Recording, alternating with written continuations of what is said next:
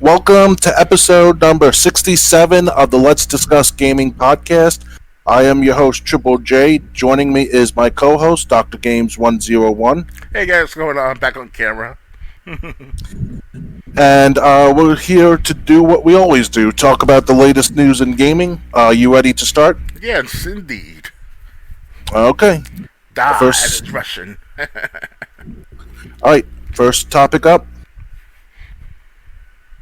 We'll get rid of this.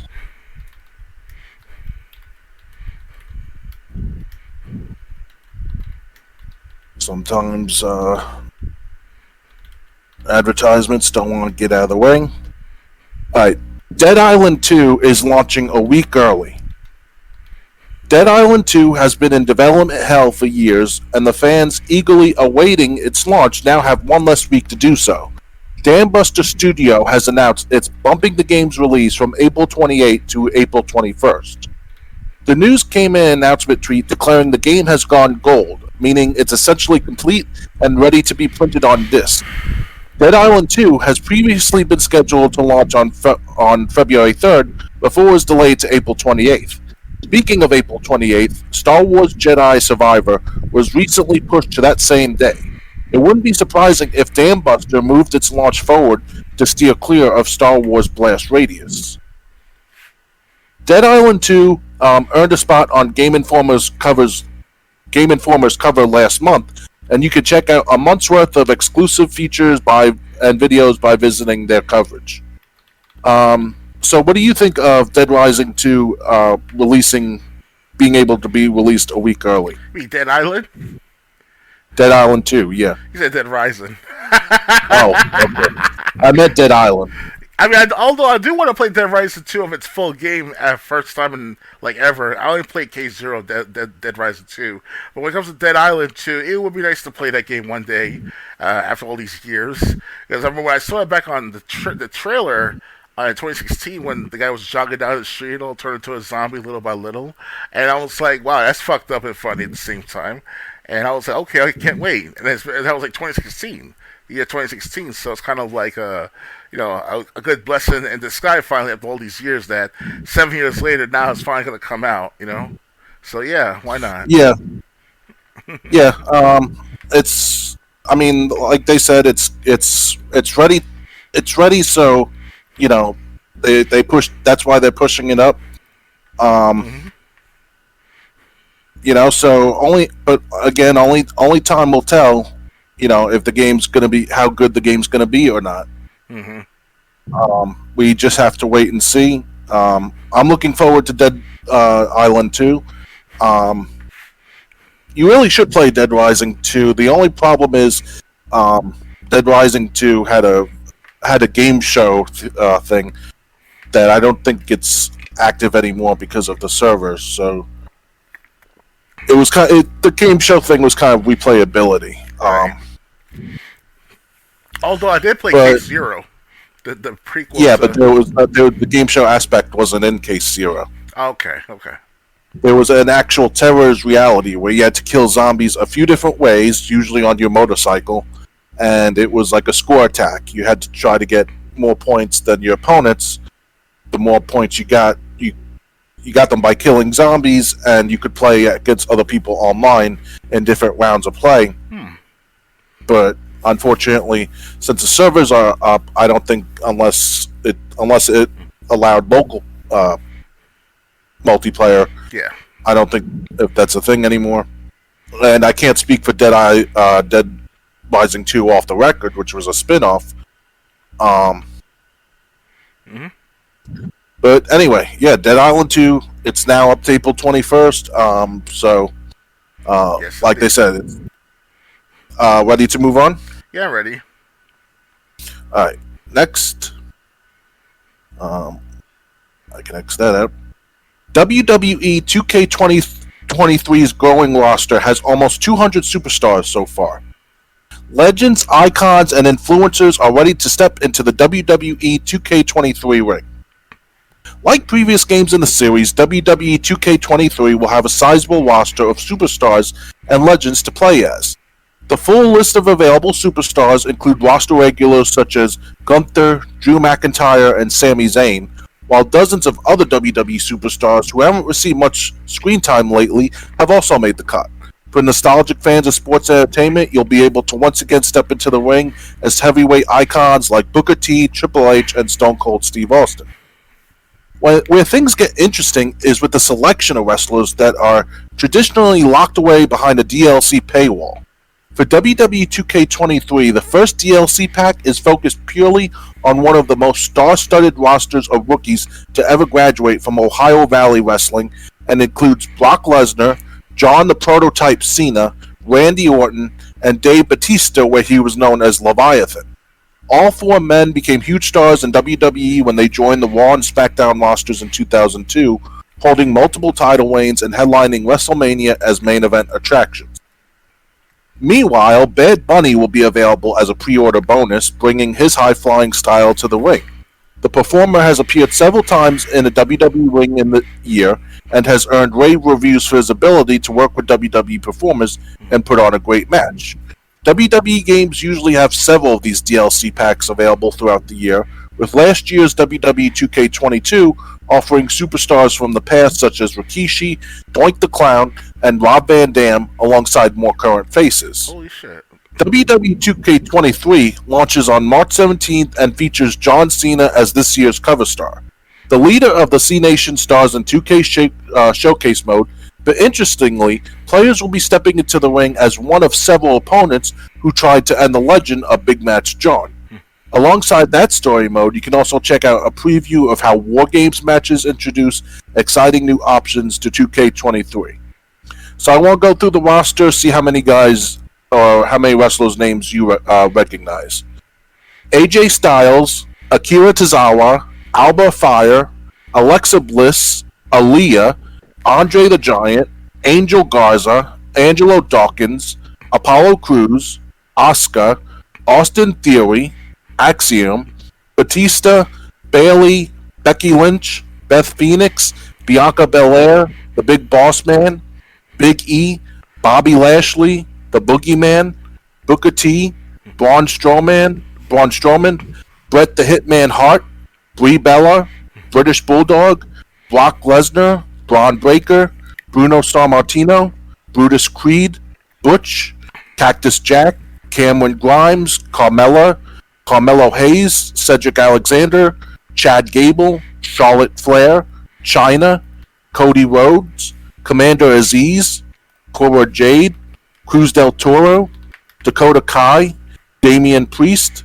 Dana Brooke, Dexter Lumis, Diesel, Doink, Dolph Ziggler, Dominic Mysterio, Doudrop, Drew Gulak, Drew McIntyre, Eddie Guerrero, Edge, Elias, Eric Bischoff, Eric, Ezekiel, Farouk, Giovanni Vinci, Finn Balor, Gigi Dolan, Goldberg, Grayson Waller, Happy Corbin, Hollywood Hogan, Hulk Hogan, Humberto Carrillo, The Hurricane, Ilha Dragunov, Indy Hartwell, Io Sky, Ivar, JC Jane, Jake the Snake Roberts, JD McDonough, Jerry the King Lawler, Jay Uso, Jim the Anvil Neidhart, Jimmy Uso, Jinder Mahal, Joaquin Wilde, JBL, John Cena, Julius Creed, Kane, Carrier Cross, Katana Chance, Caden Carter, Kevin Nash, Kevin Owens, Kofi Kingston, Kurt Angle, LA Knight, Lacey Evans, Liv Morgan, Lita, Logan Paul, Ludwig Kaiser, Mace, Macho Man Randy Savage, Madcap Moss, Mansoor, Matt Riddle, Maurice, Molly Holly, Montez Ford, Vince McMahon, Mustafa Ali, MVP, Natalia, Nikki Ash, Nikki Bella, Nikita Lyons, Noam Dar, Omos, Otis, Queen Zelina, Randy Orton, Raquel Rodriguez, Razor Ramon, Reggie, Rey Mysterio, Rhea Ripley, Rick Boogs, Ricochet, Rich Holland, Rikishi, Rob Van Dam, Robert Roode, Roman Reigns, Ronda Rousey, Rowdy Roddy Piper, Roxanne Perez, R-Truth, Sami Zayn, Santos Escobar, Scarlett, Scott Hall, Seth Rollins, Shane McMahon, Shanky, Shawn Michaels, Shayna Baszler, Sheamus, Shelton Benjamin, Shinsuke Nakamura, Shotzi, Solo Sikoa, Sonya Deville, Stacy Keibler, Stone Cold Steve Austin, Stephanie McMahon, Six, Tamina, T-Bar, Ted DiBiase, The Miz, The Rock, Titus O'Neil, Tommaso Ciampa, Triple H, Trish Stratus, Tyler Bate, The Ultimate Warrior, Umaga, Undertaker, Vader, Bia Mahan, Gunther, Wesley, Xavier Woods, Zia Lee, X-Pac, Yokozuna, and Zoe Stark. In the Ruthless Aggression pack will be Brock Lesnar 2001, The Prototype, Randy Orton 2002, and Leviathan. Bad Bunny is in the Bad Bunny bonus pack. So with a roster like that, would you be interested in this game? Because it's got so many more wrestlers than it's got so many more wrestlers. Oh yeah. It's got so many wrestlers that people from the Attitude Era and Ruthless Aggression era Yep. would be familiar. Yeah, from Viscera, Big Show, Cade, Cade, Shane McMahon, Shawn Michaels, Triple H. You know, those guys from the Attitude and Ruthless Aggression era, and you know, I watched a lot of wrestling back then when I was younger. Recorded the first 6 months of 2002 back to back, every episode SmackDown and Raw. Still have it to this day, these tapes. And one day I want to watch all of them, perhaps get a watch party going on online. I'm not sure how I'm going to do this exactly. But anyway, yeah, it's going to be an interesting year for this 2K series of WWE wrestling gaming. And last time I ever bought any wrestling game for anything in recent time was what? SmackDown vs. Raw 2007. That was a Superstar series for 2006, 2007, and for the original SmackDown vs. Raw game. So, it didn't include 08? No, it's a triple pack. It was SmackDown vs. Yeah, I knew it Raw. was a triple pack, but I knew it was a triple pack, but I thought it had 06, 07, 08. Well, it has SmackDown vs. Raw, SmackDown vs. Raw 2006, and SmackDown vs. Raw 2007, and that's about it. It was the Super Pack or Superstar Series pack, something of that sort. I bought it when it was on sale for about $50, $40, you know. So, yeah, I still have it to this day. Yeah. That's the last time I bought any wrestling games, to my knowledge. So with this one, can be ice on the cake, you know. Go on. Yeah. The last game I bought was 2K20, but I only purchased that because it was $20 digitally on. It was like 6 months after it came out, so most of the glitches had been fixed. But the game has actually, I've never seen a game do this. The game has actually regressed ever since they shut down the servers and gotten worse. So I still have 2K. I still have WWE 2K18 on my Xbox One. That's still operational, works just fine. Last time I checked, I had 2K 2016 with Stone Cold Steve Austin as the cover. Yeah. So I mean, some it's got everything. Like I said, the only mode that I'm interested is John Cena's showcase mode, because instead of us playing as John Cena, we play as his opponents. Oh, yeah. We're going to play as Kurt Angle when John Cena was wearing those colored shorts and wristbands. We're going to probably be playing as Rob Van Dam in the Hammerstein Ballroom from the ECW One Night Stand 2006. Did it include the Charlie Haas and Shelton Benjamin as a tag team? No. Okay. Because they never. Oh well, Shelton Benjamin's in the game, but I don't think Charlie Haas is. I know that Charlie Haas had a leg injury back in like 2007 when, at the time, Rico and Charlie Haas was teaming up. Rico would return back to doing education in the school, in school as a teacher again after all these years now. But beforehand, back in 2007, they were a good team. One time they actually kissed on air, and that was fucked up. I remember the first time. Unfortunately, my camera can't show it. Like Rico, Charlie Haas put his hand out to Rico for Rico to tag him. Yeah. And Rico started rubbing his palm, and Charlie Haas was like, "Stop that! Tag me!"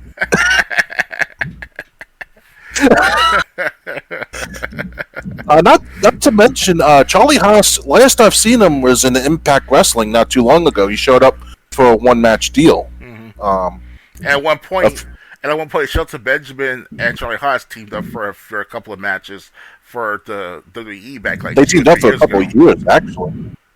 Really? They were brought in as they when they were first introduced to us on SmackDown as a team. I know yeah. Shelton Benjamin had a tryout match on Heat before that, Okay. but they were brought to SmackDown as a team, and then they stayed until the world's greatest tag team, and then Team Angle and all that stuff, and then Shelton Benjamin got drafted to Raw, and then Benjamin and Haas really never got back together. They may have crossed paths like in a Royal Rumble at one time. Yeah, but they were like they were like it was 1 or 2 times they tagged up with one another for back like at least 3-4 years ago. Last time I checked.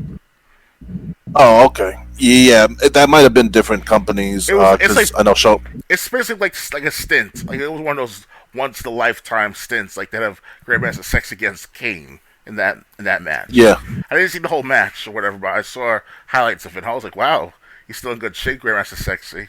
So he was, yeah. at the time, that is. And now Kane, speaking of Kane, he's actually running for political office, or at one point now he's a mayor. I think he's a mayor. Yeah. He actually won his bid. He actually is in politics. Oh, yeah. He's been involved since with this company. It's like one of those truther, patriot-like movement companies called himself the Restored Republic.net. Something of this. So they actually have American News Network or something. It's like a network of sorts they have on YouTube. I forget the actual name of it, but Kay was featured on the early days of their programming. And I was like, wow, the kid was really down with politics back in 2006, 2008, give or take. So, yeah. Yeah, so, I mean, again, the roster's not going to shut you off. I do know some people have said there's really nothing new except the showcase mode, which has a new twist at least, and the War Games match. And nothing really new's been added from last year. Mm-hmm. Which is, again, why I'm not ready to pull the trigger and buy the game. Oh, yeah. Ready to move on? Yeah, I'll wait until it's on sale. Especially if it's Black Friday sale Yeah. this year. I'm ready. Okay. Next. Xbox confirms that Game Pass leads to decline in sales. According to data from the UK CMA, Microsoft's popular subscription service may hurt software sales. As Microsoft continues its year-long journey to consume Activision Blizzard King, we keep learning more and more about the inner workings of the various operations and corporations involved. And today, via the UK Competition and Markets Authority provisional report on the deal, we learn that when games are added to Xbox's Game Pass service, they tend to see a decline in sales for around a year afterward. This isn't the most surprising news, but it does seem to clash with past statements from Xbox boss Phil Spencer. Launched in 2017, Game Pass has become one of the company's biggest successes, helping it grow beyond its consoles and bringing in millions of new customers. For a relatively low month fee, subscribers get access to a huge catalog of Xbox and PC games, as well as other benefits, such as discounts on DLC and the ability to stream a number of games. Of course, when it first launched, some wondered if its Netflix-like structure would lead to fewer people buying games, and it appears, based on Xbox's own internal data, that this is indeed the case. Great, CMA is going to probably want them to shut down. Mm-hmm. The report does note that Microsoft's data comes with some limitations, specifically in regard to the time period which Microsoft appears to have used for its internal tracking. However, Xbox itself is noted as omitting in internal documents that adding games to the service would lead to cannibalization of digital sales. So when you put a game like Forza Horizon 4 on Game Pass, you instantly have more players of the game, which is actually leading to more sales of the game, Spencer said. Some people have questioned that, but when State of Decay 2 launched, you saw, if you looked into the US at the NPD, this game selling really well the month it launched on Game Pass. Also in 2018, while talking to Giant Bomb during E3, Spencer specifically called out two games, Sea of Thieves and State of Decay 2, as selling better than the company forecast, even though both titles were available on Game Pass. Of course, both of these answers come from 2018. Things change, and it's possible that with more data, Xbox has seen more frequent decline in sales, especially as the service had grown so much since those early 2018 days. There's still evidence as of 2020, though, that some games do see sales boosts due to Game Pass, so as you might expect, this is a complicated topic. Kotaku has reached out to Microsoft and Xbox for clarification. Interestingly, the CMA's report also notes that according to Microsoft, historically Activision hadn't been too keen on including its games on Game Pass or any platform subscription service. Why? Well, Activision believed doing so could severely cannibalize sales of games, especially when it comes to big new releases. But based on past comments from Xbox and Phil Spencer, if the deal is finalized, it won't matter. Activision games, big and small, will head to Game Pass eventually. Xbox Game Pass offers gamers and game creators more choice and opportunity in how they discover, experience, and deliver games. For gamers, that means providing another option for them to discover games and play with friends at a great value. For developers, that means creating another option to how they monetize their games. We're focused on helping game creators of all sizes maximize the total financial value they receive through Game Pass. Each game is unique, so we work closely with creators to build a custom program to reflect what they need, ensure they are compensated financially for their participation in the service, and allow room for creativity and innovation. As a result, the number of developers interested in working with Game Pass continues to grow. So, what's your feeling on this? Do you think this is a good move? It looks like Phil Spencer saying any developer that wants to work with us, we're doing everything we can to make sure they're compensated if they let us put their game on Game Pass. There's mainly advantages and disadvantages for having Game Pass as a customer, because there's all the limitations to how much you can collect on your Xbox alone by itself. It's at a certain amount of times. And personally, myself, I see Game Pass as an asset more than a liability. For me, it's like I can come back any time to play Halo Infinite if I really want to. That is, it's been a year now since it's been on Game Pass. But with like games like Forza Horizon, I have like not once in a lifetime, but like once in a blue moon to try to download and play the game on a constant basis and forget about it altogether. But the more games are up on Game Pass, the harder it is to collect them all properly accordingly, because there's more space involved, add more storage to your Xbox, and if you have the money and time for this stuff, then why not, right? But then obviously there comes a time and place where, as a gamer, as you get older, you got more responsibilities, you got more shit to do.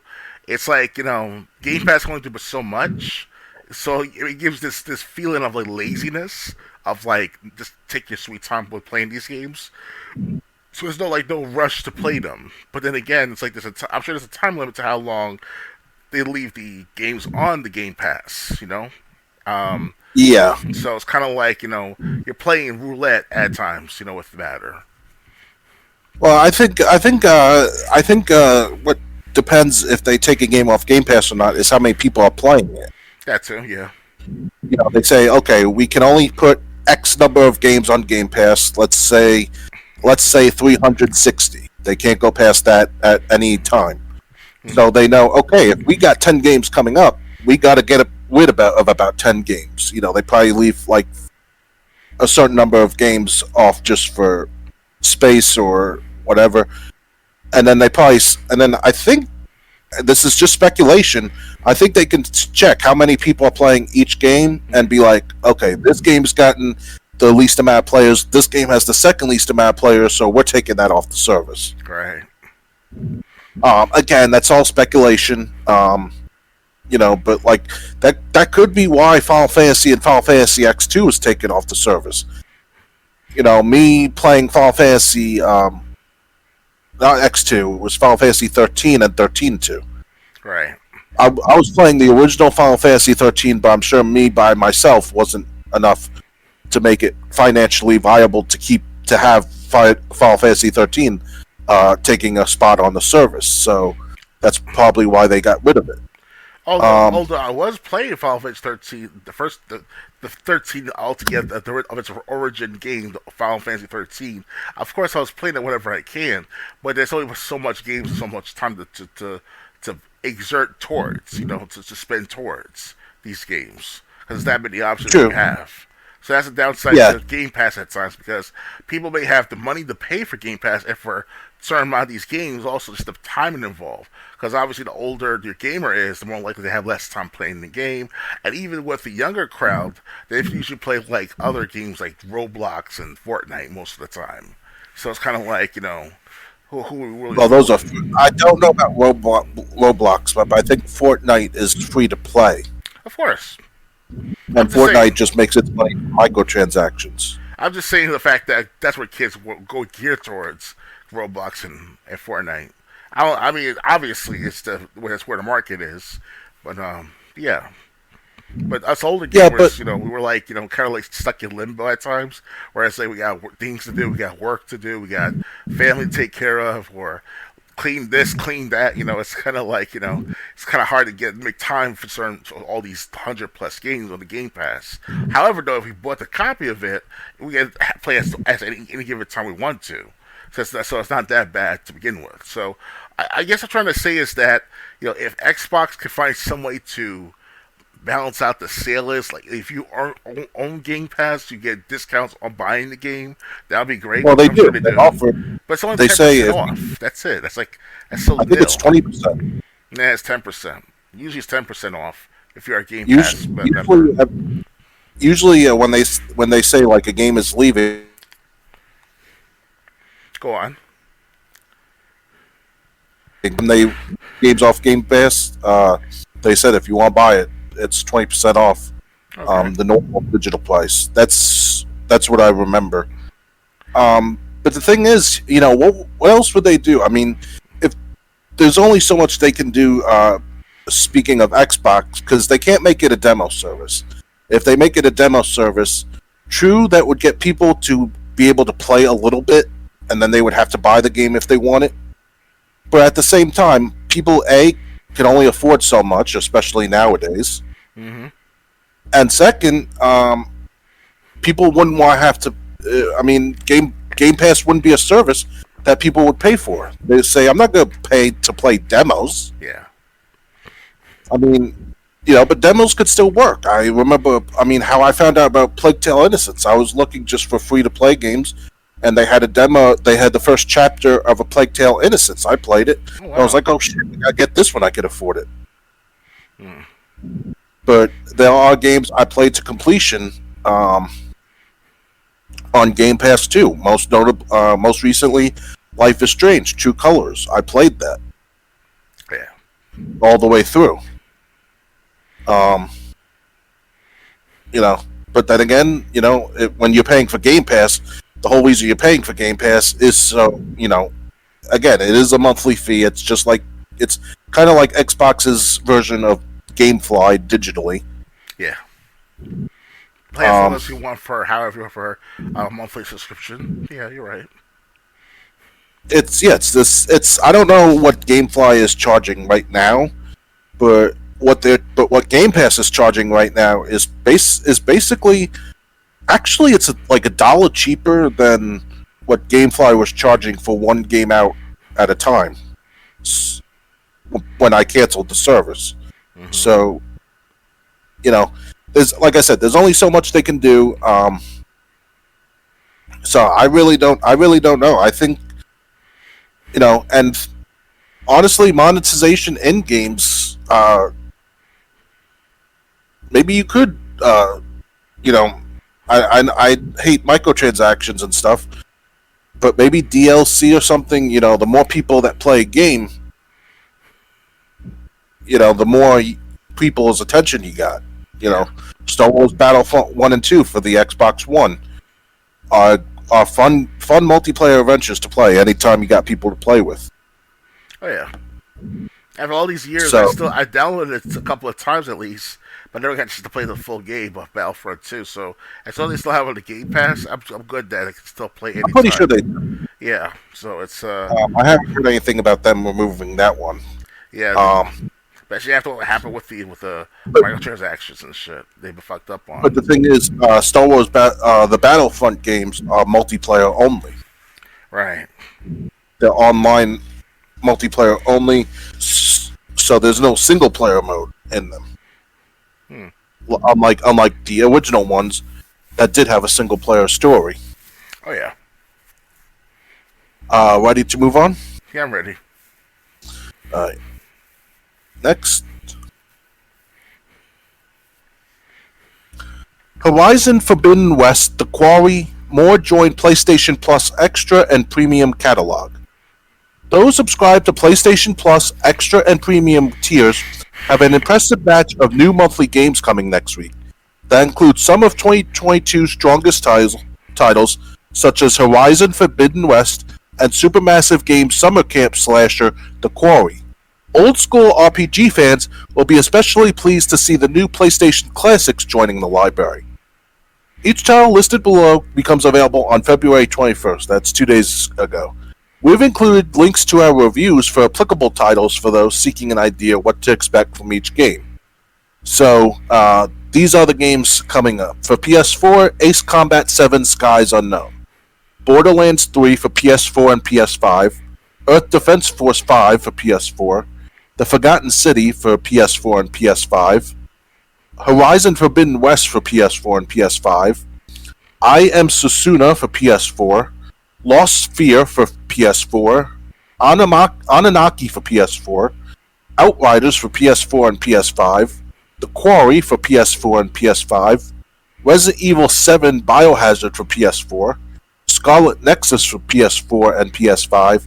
And Tekken 7 for PS4. The PlayStation Premium Classics include Destroy All Humans for PlayStation 4, Harvest Moon Back to Nature for the PlayStation, The Legend of Dragoon for PlayStation, and Wild Ops 2 for PlayStation.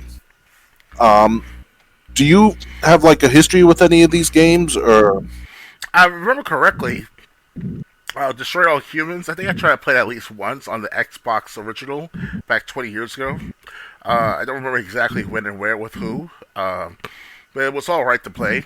I've always wanted to play the remastered version, if they call it like that, of for the Xbox One and PS4. I should try to get download a copy of it. Hopefully, it's still there on the Game Pass. I doubt it though. Hopefully, it's on sale at least sometime this year, summer at least. That's when I'll definitely have money by then. Hopefully, and yeah, it's but for PlayStation itself, at any given time, now it's not a good time to think about it. I will admit that because I don't have the system yet. So, Right. if I want to if I want to try to play PS4 and PS5 games, I'll buy the PS5 with the backwards compatibility on the system if they ever have it on the system, hopefully, and take it from there. Because Yeah. I currently own like about 2 or 3 PlayStation 4 games: Last of Us remastered, the Ethan Drake collection, and Uncharted 4, A Thief's End. And those games I really want to play on the PS5. Hopefully, if they still have it backwards compatible. Other than that, yeah, all right, yeah. Yeah. So, none of those games really get me. I think Destroy All Humans is the new one because they said that's the PS4 version. Yeah. The PlayStation Premium Classics really don't interest me. Resident Evil 7 I love. I have that for Xbox One. Mm-hmm. Yeah, none of the games really interest me. And the ones that do are just ones I have already. Yeah. Anything else to add, or ready to move on? Yeah, I'm ready to move on. Alright. Next. Xbox Game Pass adds Valheim in March. Valheim is coming to Game Pass very soon. The Norse mythology game Valheim is coming to Xbox Game Pass. This much was confirmed back in 2022, but now Embracer Group has confirmed it will arrive next month. As part of Embracer's latest earnings briefing, the company said developer Irongate's popular fantasy game will come to Game Pass in March. A specific release date in March, however, was not announced. As announced previously, the Xbox and Microsoft Store versions of the game will have full cross-play compatibility with the Steam version. Valheim made a splash when it first released in February 2021, reaching millions of players on PC. Irongate has not announced plans to bring Valheim to the PlayStation 5 or Nintendo Switch, however. Valheim is one of the hundreds of games from Embracer in the works. As of today, Embracer has 224 games in development. Those include 31 AAA games, of which 19 will be launched before 2026. Embracer also owns the rights to The Lord of the Rings and has confirmed it will launch 5 new Lord of the Rings games in the next 2 years. The company was also in the news recently after it took $1 billion from Saudi Arabia. Okay, so have you been anticipating the arrival of Valheim? Valheim. I don't really know all the details about that game. What's that about exactly? That Valheim. Let me click on it. Because honestly, I don't even know. Okay, they just gave it a few pictures, then.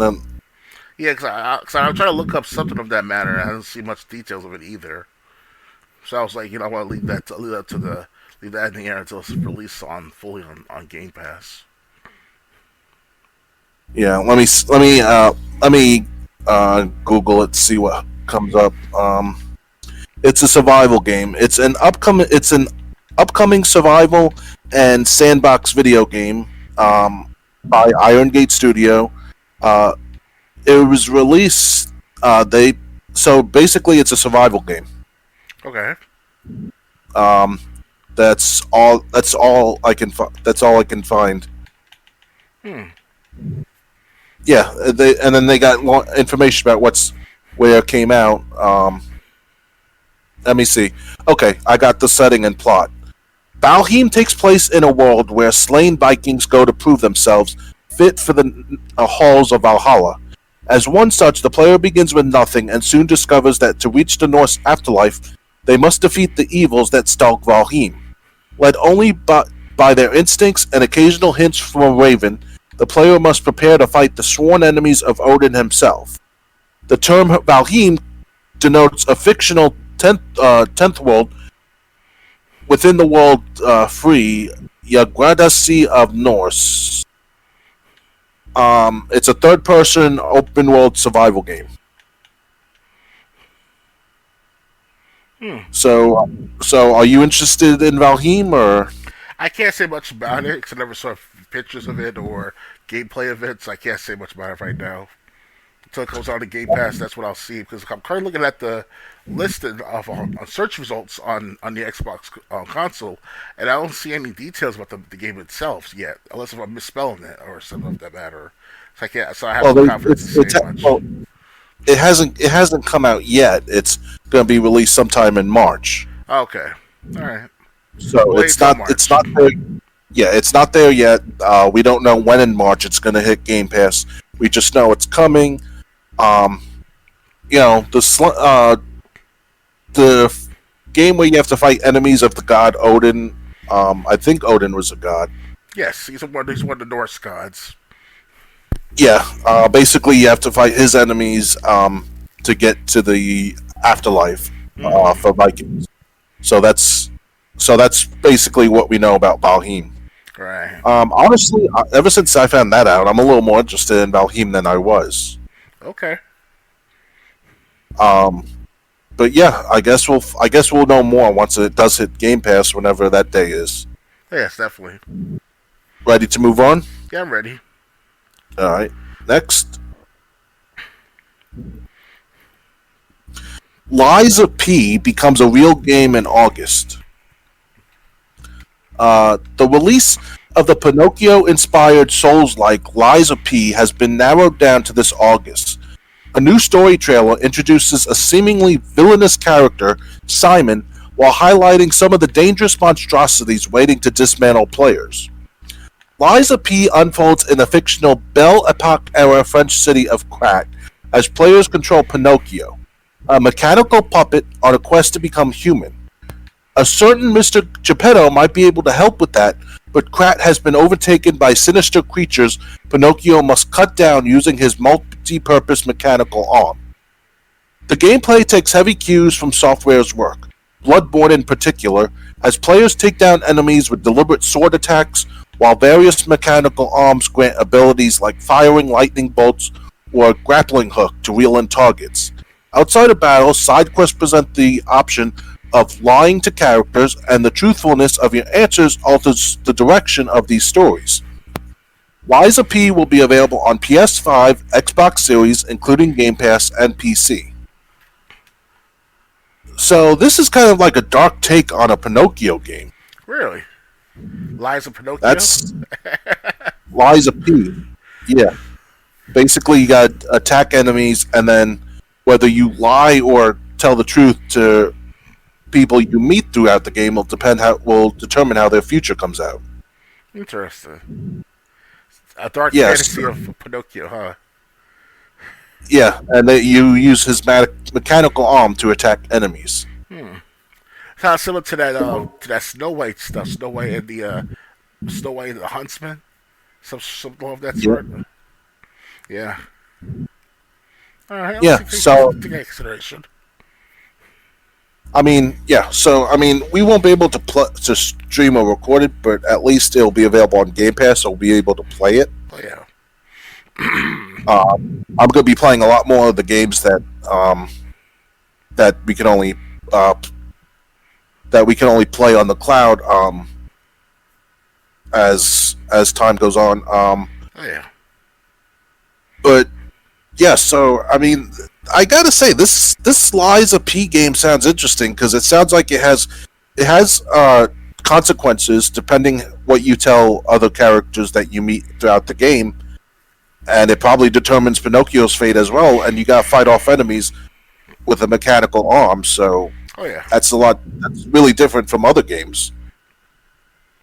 Do you think you're gonna try this out on Game Pass when it comes out, or? Yeah, why not? I used to watch a lot of Pinocchio when I was a kid, especially the Walt Disney movies from the 1930s and 40s. So at the time, was it 1990s? At the time, we watched a lot of Disney movies like Aladdin, Snow White and the Seven Dwarfs, Little Mermaid, you name it. Like I just watched them all when I was a kid. I still have not first three, but all three Aladdin games somewhere. Not games, all first three Aladdin movies on the VHS tapes still next to me somewhere in my room here. So it's a blessing to have them as a collection. Those first three Aladdin movies, wasn't that like Aladdin, Return of Jafar, and then something else? The King of Thieves or something like that. Yeah. Okay, I've only seen the first one. Yeah. It gets better. It gets better as the third one wasn't as great, but it was still good to watch. You know. Okay. Yeah. So this Liza P game, it sounds like a outrageous concept at first, like an outrageous setting. Oh yeah. But it sounds like it could be a lot of fun, also. Oh yeah. So, we'll be looking for it. I guess so. We'll be trying it when it comes out on Game Pass. Oh yeah. Ready to move on? Yeah, I'm ready. All right. Next, Microsoft signs 10-year deal to bring Call of Duty to Nintendo. Microsoft has signed a binding 10-year legal agreement with Nintendo to bring Call of Duty to Nintendo players, presuming the company's colossal $69 billion acquisition of Activision Blizzard is approved. Since the acquisition announcement last year, Microsoft has been attempting to prove to government agencies like the U.S. Federal Trade Commission that their acquisition does not fall into any monopolistic activity and would not harm competitors like PlayStation. However, Microsoft has had a bit of a rough go at it. To counter, though, the company has been proactive in attempting to get the green light from the FTC, going as far as promising PlayStation that Call of Duty games will continue to come to Sony's console, and agreed to bring Call of Duty to Nintendo hardware. Now, Microsoft President and Vice Chair Brad Smith has announced on Twitter that Microsoft has formally signed a legally binding 10-year agreement with Nintendo to bring Call of Duty games to Nintendo players. Here's the statement Smith released on behalf of Microsoft in full. Microsoft and Nintendo have now negotiated and signed a binding 10-year legal agreement to bring Call of Duty to Nintendo players the same day as Xbox with full feature and content parity, so they can experience Call of Duty just as Xbox and PlayStation gamers enjoy Call of Duty. We are committed to providing long-term equal access to Call of Duty to other gaming platforms, bringing more choice to more players and more competition in the gaming market. Many have already begun to speculate how Activision Blizzard will bring the Call of Duty games to Nintendo consoles, which are traditionally much less powerful than current-gen Xbox and PlayStation consoles with full feature and content parity. If I had to guess, Call of Duty will likely go the route of cloud gaming seen on the Switch, unless Nintendo's next console is said to be a significantly more powerful piece of hardware. Only time will tell. In the meantime, read Game Informer's thoughts on the latest Call of Duty. Do you think bringing Call of Duty to Nintendo platform is a big deal? Well, Microsoft is tearing with Nintendo. No surprise, they've been doing. I've been hearing this for years, not years, probably years, but it's been a while since they said they're going to do something with Nintendo. And from what I can tell is that they're finally making their moves with Nintendo. I think it's better. They get a lot better than Microsoft and Nintendo get a lot better than Microsoft and Sony. And Sony likes to be a little bit of a backstabber and selfish at the same time. They're like, oh, we want to make sure we have Call of Duty on our platforms. Why, oh Microsoft? Why? You know, like, it's like. They try to play the victim, Sony. So Nintendo is just being straight. It's just being like, okay, we'll take the deal. You know, helps out their. Well, Nintendo's always been the third company out ever since PlayStation and Xbox have come along because you know in the 90s it was Nintendo and Sega competing. Now it's PlayStation and Xbox. They come out, you know, PlayStation and Xbox come out the same year. The Nintendo console comes out like a year before or a year after, and it's usually so like Nintendo. It's really then no one's competing with Nintendo. Yeah, I do think it's a big deal because, like they said, 10 years legally binding on the only way the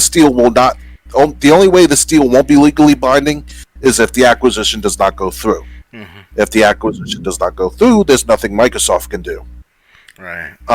But to show that they entered into a 10-year contract with Nintendo, there's no one that says that can now say, hey, why don't they do the same with that they're not, you know, they're going to be monopolizing Call of Duty. They just entered a legally binding contract with Nintendo that they can't back out of as long as the merger goes through. Oh yeah. You know, Nintendo can take Microsoft to court if Microsoft tries to renege on the deal. Mm-hmm. So, you know, I think anything about like any of the honestly any of the concerns Sony was bringing about Call of Duty being monopolized, or even the CMA in the UK. I think this agreement between Microsoft and Nintendo basically puts all those doubts to shame. Like, hey, they signed a 10-year contract with them. Why can't you do the same? Right. Yeah. Why can't you just sign a contract with them and squash this issue? Mm-hmm. So, but I think it's a good move. I think it's a way for Microsoft to put their money where their mouth is, because they said from day one, we're not keeping Call of Duty from PlayStation, and we're not keeping Call of Duty from PlayStation gamers. Mm-hmm. So, well, they said they want to bring it to Nintendo. They're going to be bringing it to Nintendo Switch players. Oh yeah. Anything else to add, or ready to move on? I'm ready to move on. All right. Next. Hold on. All the Xbox Game Pass titles leaving February 28th. Say goodbye to Goku, Lightning, and A Perfect Killing Machine this month. A new wave of Game Pass titles being added to the service means that Microsoft will be making some space for its latest arrivals, and on February 28th, you can say goodbye to 7 games. For fans of survival horror inspired by cult classic films, get ready to say farewell or good riddance, depending on your tolerance for nightmare fuel monsters, to Alien Isolation, arguably the best use of the Alien IP since James Cameron sat down in the director's chair. Alien Isolation is roughly 18 hours in length, so there's still time to give it a go before it exits Game Pass. Another great title leaving the program is Dragon Ball Fighter Z, one of the very best fighting games of all time and widely considered to be one of the best Dragon Ball games of all time. Developed by Arc System Works, this colorful brawler pulls no punches and has a great roster of characters, even if half of them are Goku. With Madden NFL 22 in the EA Play section of Game Pass, Madden NFL 21 is hitting the bench so that the latest entry in the series can take over, and JRPG fans can say goodbye to Lightning Returns, Final Fantasy 13. As a reminder, Game Pass subscribers can save 20% on all Game Pass titles in case they want to keep playing those particular games and need more time. The good news is that the rest of February has a stacked selection of new games coming in. Atomic Heart is available now, Supernatural RPG Soul Hackers 2 is available on February 28th, and Team Ninja's Wolong Fallen Dynasty is out on March 3rd. So, the full list of titles leaving Game Pass: Alien Isolation is leaving console and PC, Crown Trick is leaving all 3 services, so is Dragon Ball Fighter Z, Bar Changing Tides, then leaving console and PC is Lightning Returns, Final Fantasy 13, Madden NFL 21, and leaving all 3 services is Octopath Traveler. So, are you going to miss any of these games that are leaving Game Pass? Yeah, Dragon Ball Fighter, I should have thought about playing more of that for the last several months now, but I lost track of time and now I regret it. Also, too, the Octopath Traveler 2, it looked good to play as well, last time I checked as well. I could have sworn I downloaded it at least a couple of times over the last 6 months. It's been on Game Pass for that long. And it was, they sell it for about $40, $30, if I remember correctly, at one point. So that could have saved me some money right there, but now it's too late. That's too late either. So yeah, it's gonna suck not to play these games anytime soon after the 28th. Yeah, I have a theory about Final Fantasy 13 Lightning Returns, because if you remember in December, I predicted with Final Fantasy 13 leaving Game Pass in October, and then Final Fantasy 13 2 leaving Game Pass in November. I remember saying, watch, on New Year's Eve, Final Fantasy Lightning Returns is going to be gone from Game Pass. Mm-hmm. I kind of think Major Nelson or Phil Spencer or somebody heard me say that and said, we'll show him. Keep that on there. I'm sure Major Nelson I saw my video. I know. I know. The chances of that, like 1 in a million. Hey, Phil Spencer responded right to my comment on his podcast, so it's like, and he must listen to Xbox players like you and I are. So, Okay, so maybe it's not that. Maybe it's not that. Maybe it's not that far out in the realm of possibilities. But yeah, so that now they're taking off Lightning Returns, which, like I said, I've lost the will to play, because if I play Final Fantasy 13, I won't play them in order. And with 13 being taken off, and 13.2, there's really no incentive for me to go play Lightning Returns. unless if you play the Final Fantasy 13, the original 13 game, for about $15, that's the regular price on the store. Last time I checked. So Yeah, I think it was cheaper during like Christmas. Maybe that was like a Black Friday sale. Yeah, so I'll probably be headed toward getting that game in some in the future. I just got some big expenses coming out that in the near future that I'm looking towards getting, which I'll talk about at a later date. So yeah, Alien Isolation, I always thought that was a bad game. but I did hear like it is a scary game. Because like you have to pay attention to like sounds above you and below you if the alien is nearby. Oh yeah. Um, the other games I really don't care about. Ready to move on? I want to say to you guys that I just checked Final Fantasy 13. It's still the same price as $15.99, so that's not bad. I'm about to pay for No, it. that's not bad at all. Yeah, that Especially was right.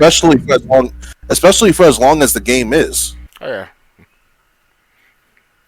yeah, Ready to move on? yeah, I'm ready. All right. Next. Oh wait, let me turn this on. So, next wave of Xbox Game Pass titles announced. Microsoft reveals the next games headed to Game Pass. Microsoft has announced the game new next wave of editions, and they include multiple day one new releases. One of which is out today, February 21st. As we already mentioned, Atomic Heart is now on console, cloud, and PC. The game has been criticized for its connection to Russia and the war in Ukraine. Composer Mick Gordon donated his fee from the game to the Red Cross Ukraine appeal. Also coming this month is Merge and Blade for console, cloud, and PC. It hits Game Pass on February 28th. Merge and Blade is a fantasy puzzle auto battler game with the tagline, "Only your brain can save the world." Soul Hackers 2 comes to Game Pass on February 20th for console, cloud, and PC. This is a supernatural RPG set in cyberpunk Japan. Looking beyond February, EA's racing game F122 comes to Game Pass for PC, Game Pass on Ultimate subscribers on March 2nd. Wolong Fallen Dynasty, an action-oriented dark fantasy game, comes to Game Pass as a day one new release on March 3rd for cloud, console, and PC. We already went over the games leaving Game Pass, so Atomic Heart came out 2 nights ago. Coming out in 5 days is Merge and Blade and Soul Hackers 2. Coming out March 2nd is F122, and March 3rd is Wolong Fallen Dynasty. Now, we'll talk about Atomic Heart later. I do have a spot where we can just talk about that. Oh, yeah. Any of the new games interest you, or no? It's a standout. Not much really. It's sad that Dragon Ball Fighters is what going to be leaving the Game Pass. So that's one of those games that stood out from all the others. Next to, well, other than that, there's Atomic Heart, obviously, but that we're gonna see that for later, much later. Okay. So, ready to move on? Yeah, I'm ready. All right. Next. All right. Next. 16 games added to PlayStation Plus game catalog in February of 2023. 13 games are available for PlayStation Plus Extra subscribers, and premium members can also play 3 classics. I think we went over this, or we went over some of the games. Okay, this has the games that we talked about, but this also adds more. So, Great add-on. So the PlayStation Plus catalog for February 23rd is live.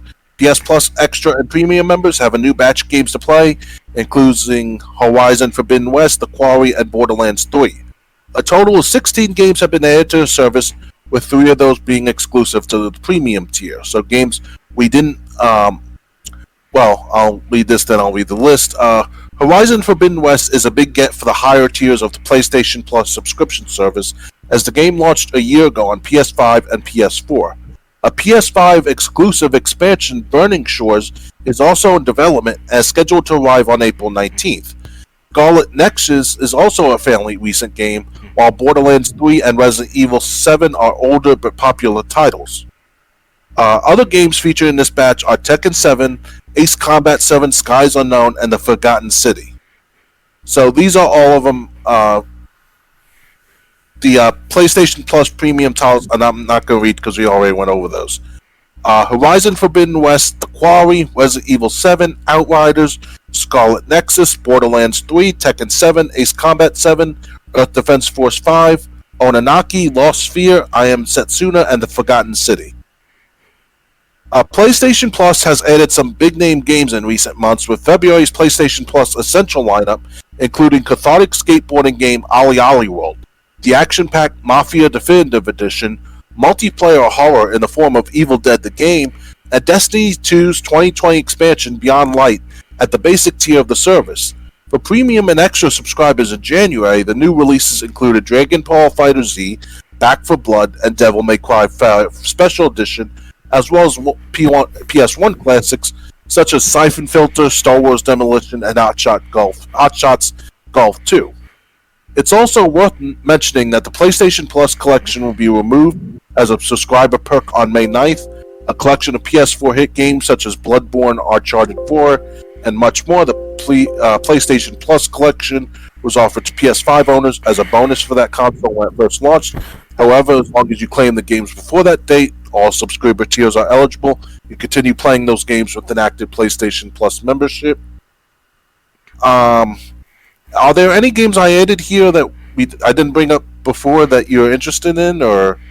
I did play Resident Evil 7 the other year. Did a record of it. The first hour of it was good. I heard that after about 3 or 4 hours of playing Resident Evil 7, it gets repetitive after a while, or they lack in ideas to make it more scary in a sense. So, be on the lookout for that stuff. So that's what I'm looking forward to. Other than that, yeah. Other games. What was the other games you mentioned? The Forgotten City, Borderlands 3. Yeah, Borderlands 3. I haven't just played Borderlands 1 yet. So I got a long ways to go get to Borderlands 3, so. I don't think you can carry your character over, so. Of course. But yeah, so, I mean, yeah, nothing really to add. I'll just say PlayStation Plus has had great games to offer its to subscribers over the last couple of months. Oh yeah. A couple of those games like Mafia Definitive Edition I've been jealous over. Oh yeah. Ready to move on? Yeah, I'm ready. Alright, next. Redfall's physical edition for Xbox includes a disc, Bethesda confirms after confusion. The physical edition for PC, however, does not include a disc. Bethesda has cleared up some confusion about the physical version of Redfall, confirming that the game will in fact come with a disc at least on console. A Bethesda support page has corrected to clarify that the physical version of Redfall for Xbox comes with a Blu-ray disc. The physical version of Redfall for PC, however, does not include a game disc, as is normal for PC releases these days. Bethesda also clarified that players who buy the physical retail edition of Redfall who want the Byte Back upgrade can buy it digitally or by taking it to their or by talking to their local retailer.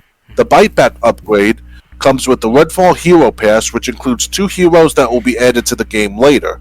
It also comes with weapon and character skins, among other items. Redfall, which is developed by Arcane Austin, launches on May 2nd for Xbox and PC. As with every first-party Microsoft title, Game Pass subscribers can get on launch day at no extra cost.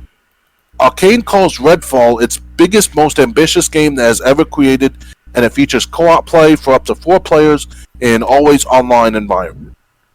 I think this is the vampire game. Are you surprised that it's coming with a disc or just on console? Yeah, why not? I mean, people still the PC version is not going to have a disc. PlayStation not going to have a disc copy. No, PC's not going to have a disc. Well, that's typical. I mean, everything is perverted towards digital only, but there are still a few exceptions to the rule where it's like there are still people out there willing to spend extra money to pay for the physical copy, and why not? Because there's still a market for it, and plus we still have disk drives in our Xbox Ones, Xbox Series X and S, and even well, not sure about Nintendo Switch, but at least Xbox Series X and S has that disc port, the disc drive. Nintendo Switch, while you can buy digital games, it has a cartridge slot. Okay. So it's the newest consoles out.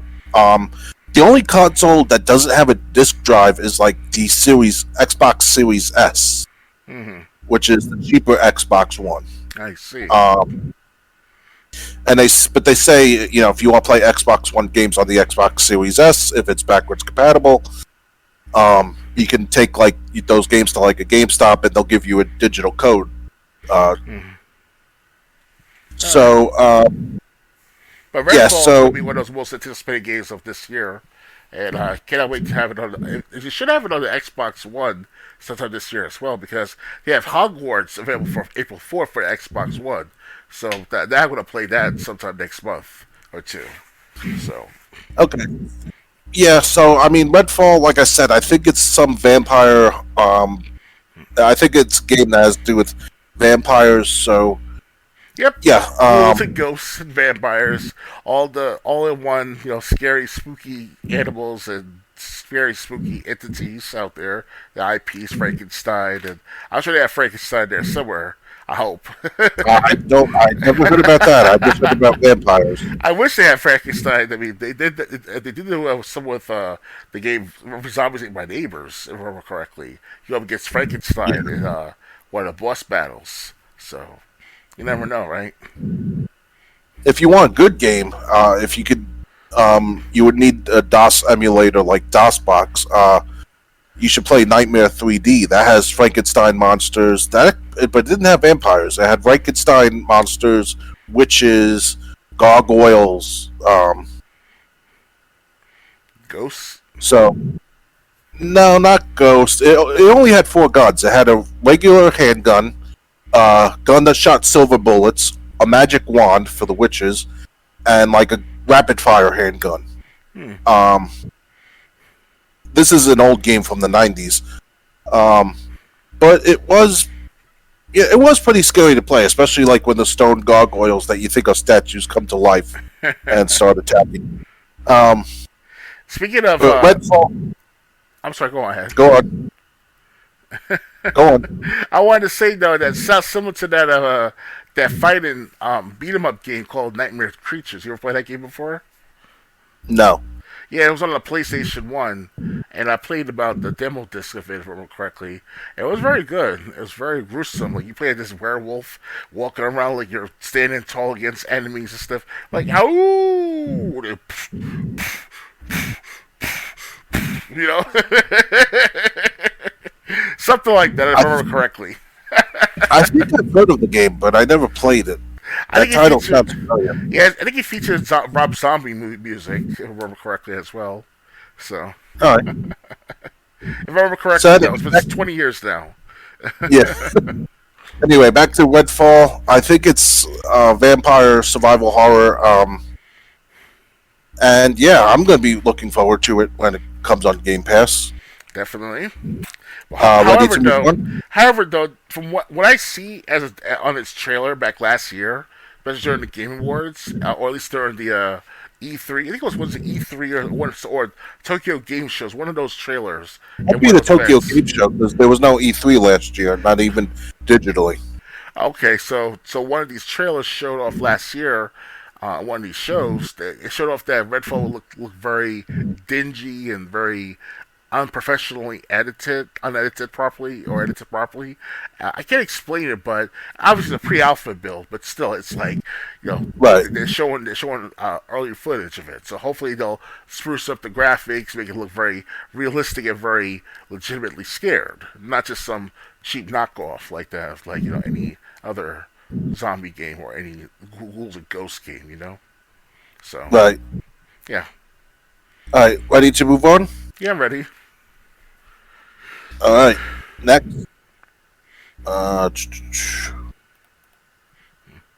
Major video game union CWA calls for regulators to approve Microsoft's Activision buyout. The CWA sent a letter supporting the merger to the Commission's executive vice president. Major video games labor union Communication Workers of America urged the European Commission to approve the pending Microsoft Activision merger. Representatives of the union sent a letter to the executive vice president of the European Commission, Margrethe Vestager, ahead of the Commission's closed-door meeting concerning the merger in Brussels. The letter argued that the merger will have positive effects on labor organizations within the industry. Accusations of a sexist and racist culture at Activision Blizzard emerged after the company was sued by the state of California. As the lawsuit continued, Unionization efforts began across many of Massive Publishers' various studios. Workers at Blizzard Albany and Raven Software successfully formed unions. However, union members faced company-created obstacles before and after the unionization process.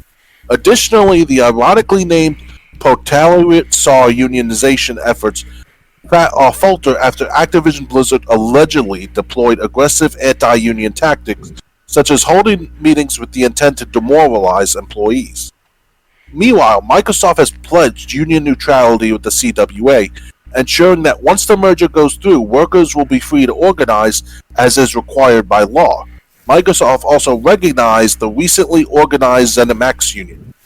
CWA President Chris Shelton argued in the letter that the union itself could act as a stopgap against the increased employer power created by a merger. He wrote, "When the Microsoft acquisition was announced, we studied the implications for labor markets and raised concerns about the potential for increased employer power over workers that could worsen labor monopoly, including to lower wages and less bargaining power over working conditions.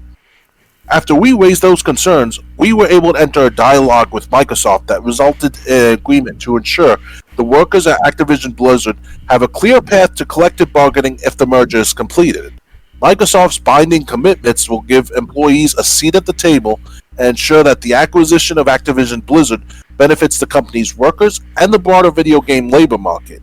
Collective bargaining is an effective counterbalance to employer power over the labor market, as is well documented in empirical research."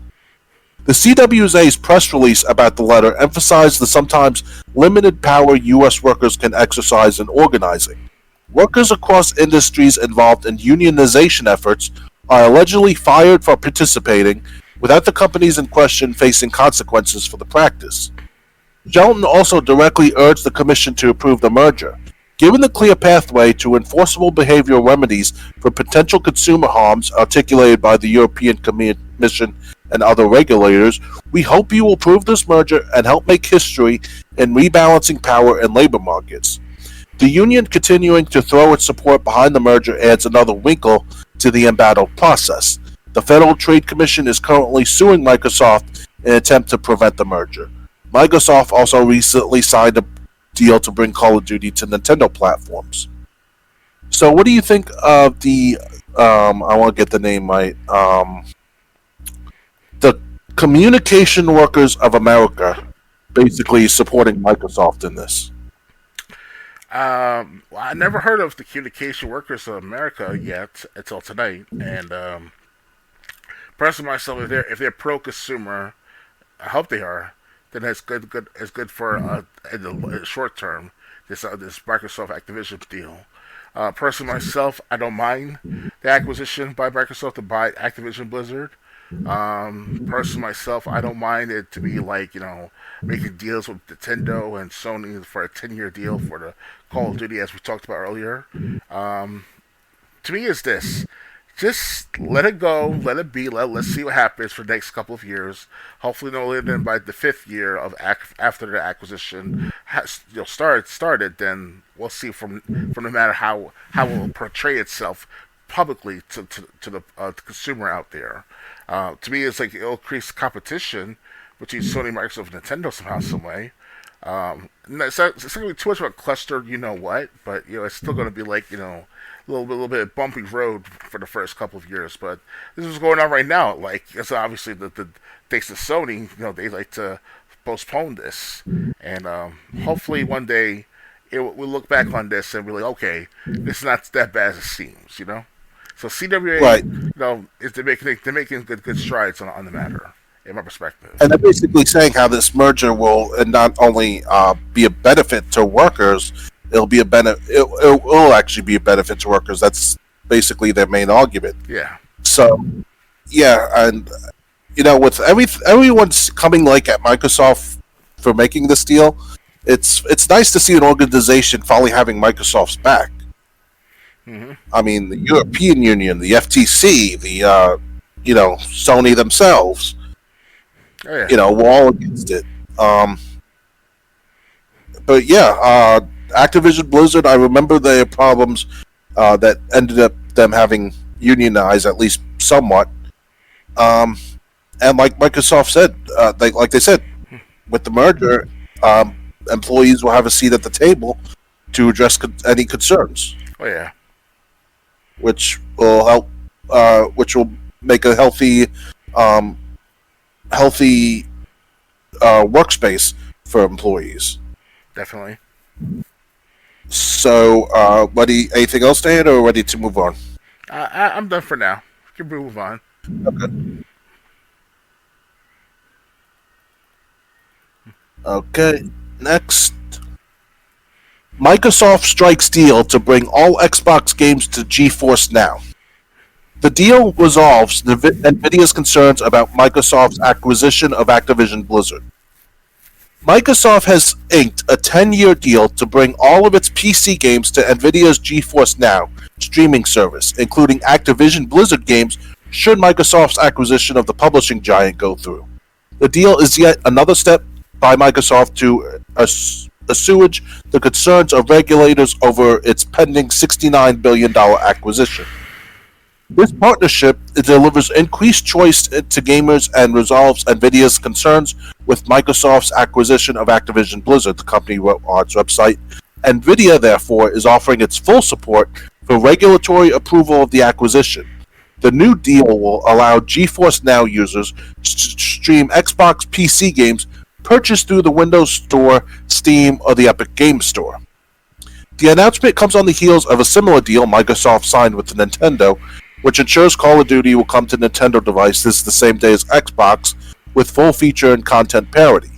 The Nvidia deal differs in that it encapsulates all Xbox PC games, not just Call of Duty, as notable considering GeForce Now is a direct competitor to Microsoft's own cloud gaming service. Microsoft previously made the same 10-year Call of Duty commitment to Valve, though Gabe Newell said a formal agreement wasn't necessary. The deal was also extended to Sony, though the PlayStation parent company has declined to sign it as it continues to push back against the acquisition.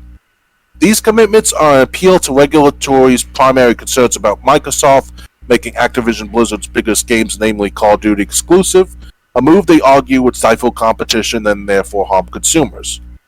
The Nvidia commitment was announced earlier today during a press conference in Brussels, during which Microsoft also dismissed the idea of splitting up Activision Blizzard's major subsidiaries, Activision, Blizzard, and King, to push the merger through regulatory reviews. Announced over a year ago, the acquisition is being contested by US's Federal Trade Commission, UK's Competition and Markets Authority, and most recently the European Union. Despite the setbacks, Xbox's Phil Spencer told IGN he remains confident the deal will go through. Quote, I think the more regulators are informed about what gaming is, how the business runs, who the players are, and what our aspiration is as Team Xbox is just a good thing for the industry itself, he said.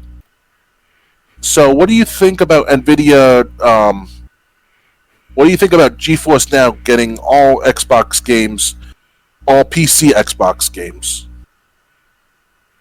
I don't see no difference. It's basically a different streaming service, but they say when the merger goes through, anything that's available on Microsoft's like PC will be available to come to GeForce. GeForce is a new outlet for PC games, right? It's Nvidia. It's owned by Nvidia.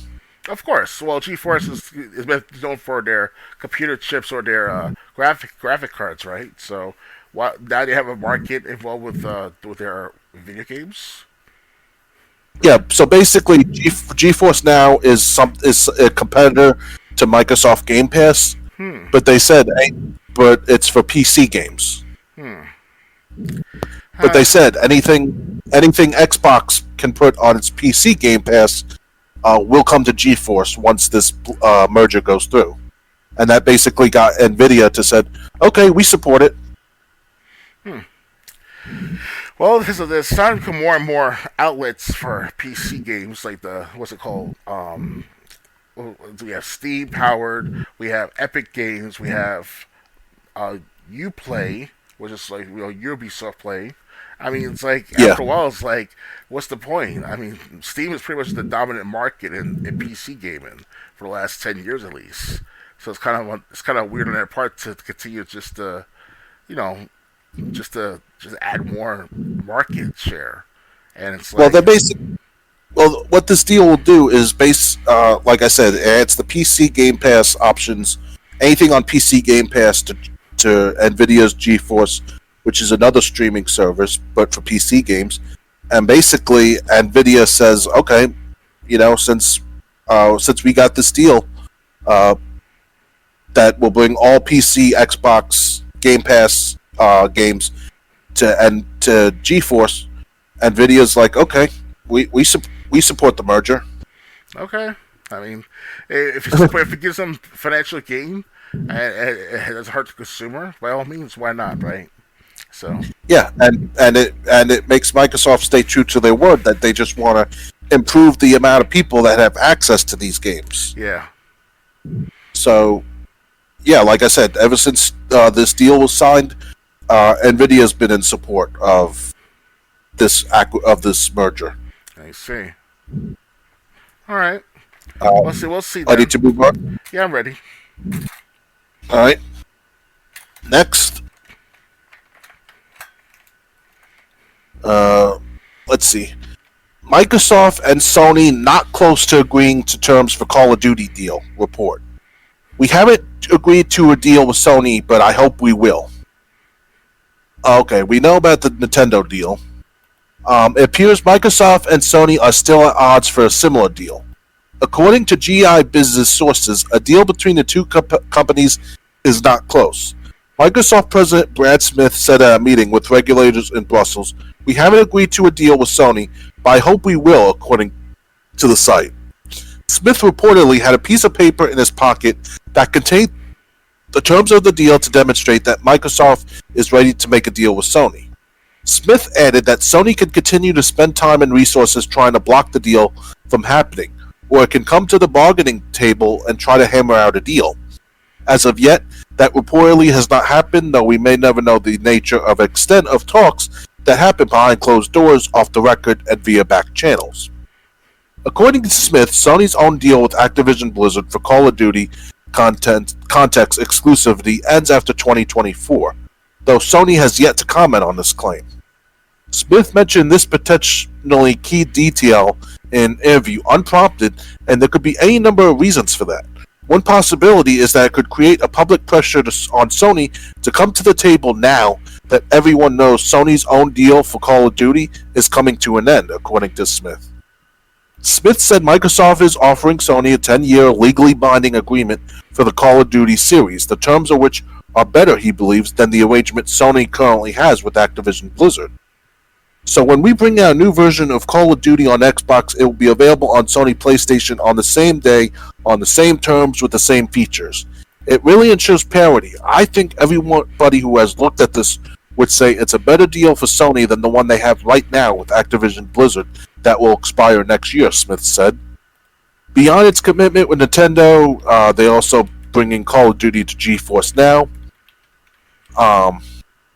So Microsoft Gaming CEO Phil Spencer, Jim Ryan from PlayStation, and other higher-ups are meeting with regulators in Brussels to make their cases as to why this deal should or should not go through.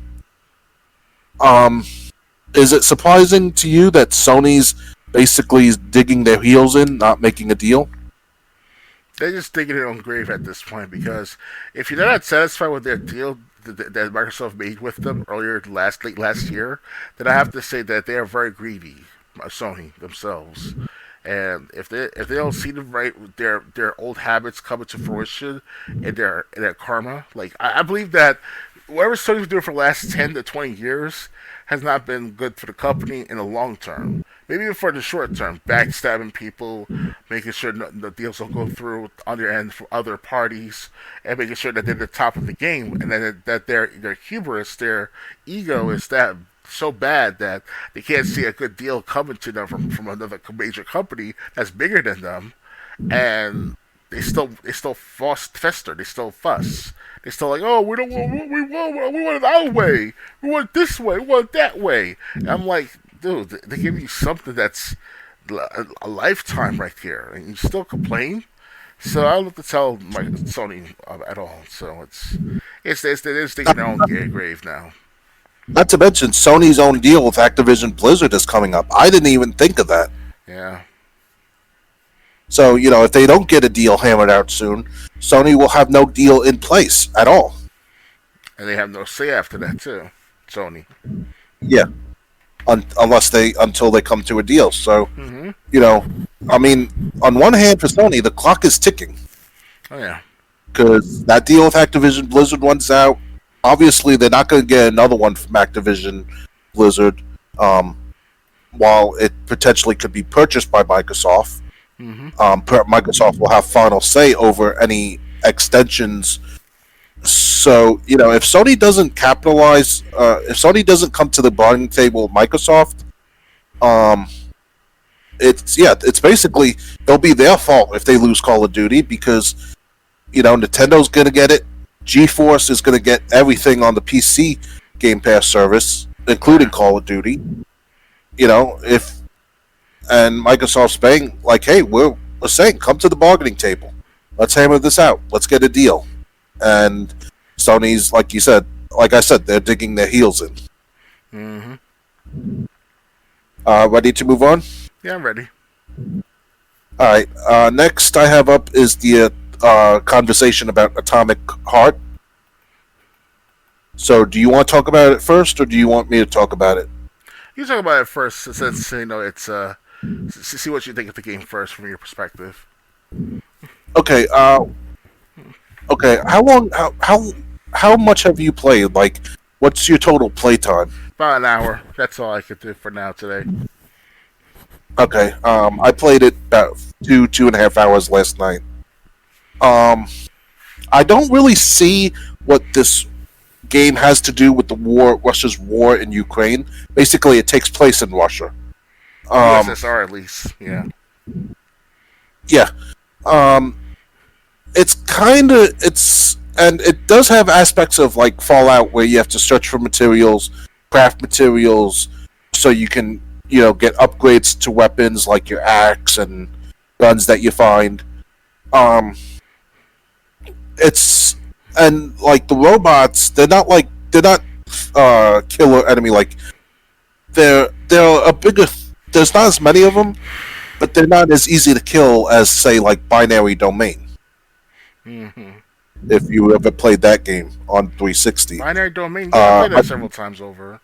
Not the game itself of its entirety, but I played it an hour at a time for the last month or two now. Okay.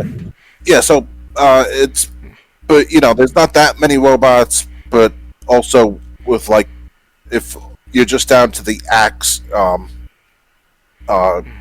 you'll be happy that there's only like one or two robots in a room. What difficulty did you pick? Easy, normal, or hard? Normal. Okay, I picked normal also. Yeah, so on normal difficulty, I feel the game is a little too hard like in the beginning, because like a robot can kill you in like 2 to 3 hits. Mm-hmm. Oh yeah. And careful that special kick attack too. It hits you one blow. Yeah. Yeah. Well, they knock you down. I don't know about you, but like the kick knocks me down, but like it doesn't kill me by itself. But it did like for me. one extra. It did for me in the last minute of recording of the game. Oh. Okay. Yeah. Yeah. So there's that. There's also. I do have to say the load times when you die. Oh my god. Yes, long. These load times when you die. They're Splatterhouse placed on PlayStation 3 long. They are. I might have to start a stopwatch next time I play this to see if they're actually that long. They feel that long, if not longer. And like it's Crash Bandicoot, Wrath of the Cortex shit right there. Yeah, I mean, Splatterhouse, when you died, it would take like 20 seconds. This takes like at least 30 seconds, and it's a digital game. There's no disc to load. Yeah. There's no reason load time should be this long on a digital game. So that's one drawback. It kind of makes you regret dying. I have to say. Oh, yeah. But yeah, Splatterhouse on PlayStation 3, I thought that was ridiculous, and it seems to take longer than that. Um, it kind of gives a scary feel to the robots because like you never know when a robot could like break through a wall or show up in the room. Oh yeah. Um, yeah, so like I don't know what the whole the whole thing is about the war in Ukraine as far as this game is concerned. But it's a lot of fun. I do like looking for materials. So I'll be playing it more. I'll definitely review it in the future. Mm-hmm. That's all I have to say about it now. I did the part I got up to was this swimming part.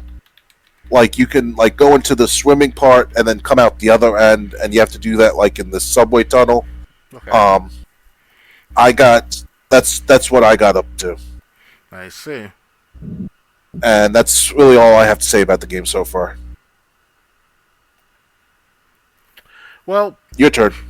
Well, personally, myself, Atomic Heart, it takes place in this dystopia USSR of 1950s, if I remember correctly.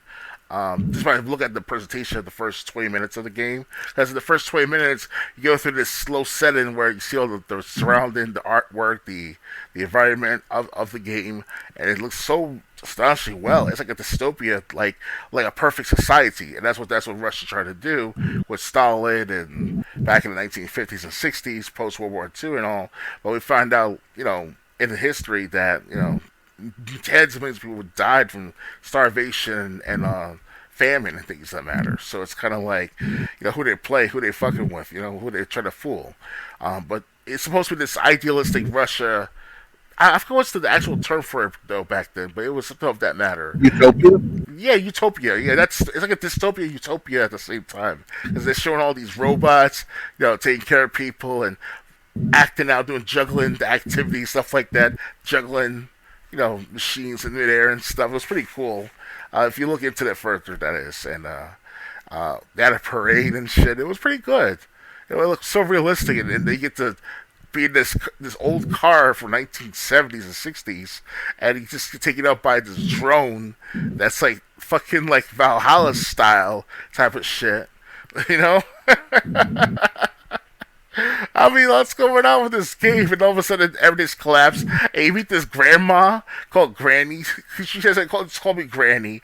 And she see her shooting like crazy with the fucking guns. Like, come over here, little shit. Yeah, I was like, yeah, this Granny is hardcore. That was like, yeah, that's some good shit. Right? I should have smoked some weed with that moment.